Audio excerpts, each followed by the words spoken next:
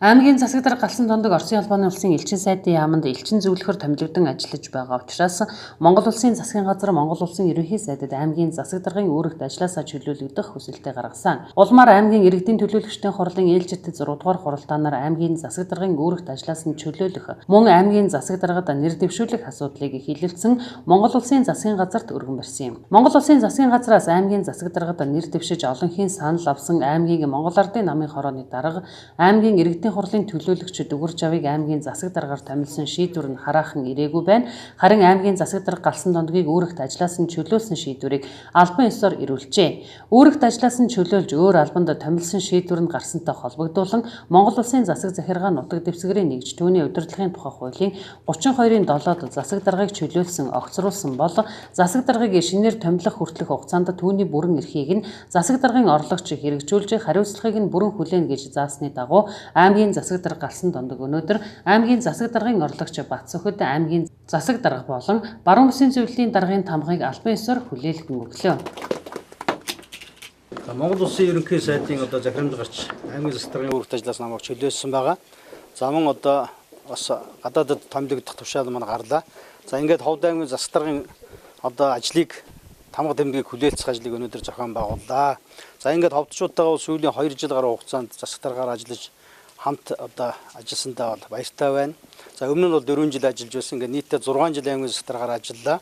За энэ хугацаанд бол надтай гар сэтгэл нийлж Ховд аймгийнхаа хөгжил цэцгэлтийн төлөө анхаарал хандуулж өөрийн мэдлэг боловсрал оюун ухаанаа зарцуулан хамтран ажиллаж байсан нийт ховдчуудаа нийт сэхэтнүүдээ энэ ажил төрлийг гардан зохион байгуулж байсан албан байгууллагын дарга эрхлэгч нарт хамгийн газрынхан иргэдийн хурлынханд бас баяр талархал дэвшүүлж байна. Цаашдаа бол Ховд аймгийн төлөө хийх ажлууд их байгаа. Аймгийн засаг даргын үйл ажиллагааны 20 он хүртэлх хөтөлбөр бол талдаа орсон.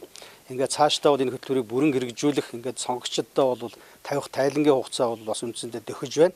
Тэгэхээр үлдсэн хугацаанд бол манай бусад ажил эрхэлж байгаа хүмүүс маань ажиллаа хийж ард түмнээр бас эрэг үнэлэлт авах байхаа гэж ингэж найдаж байна. За аймгийн засаг даргыг шинээр томилох асуудал бол үндсэндээ хийгдээгүй байна. Тийм учраас засаг захиргааны нэгжийн хуулийн дагуу бол аймгийн засаг даргын орлогчид бол ажлаа хүлээлгэн өглөө. Ингээд дараа нь ойрын хугацаанд аймгийн засаг даргын асуудлыг ерөнхий сайд шийдэх байх.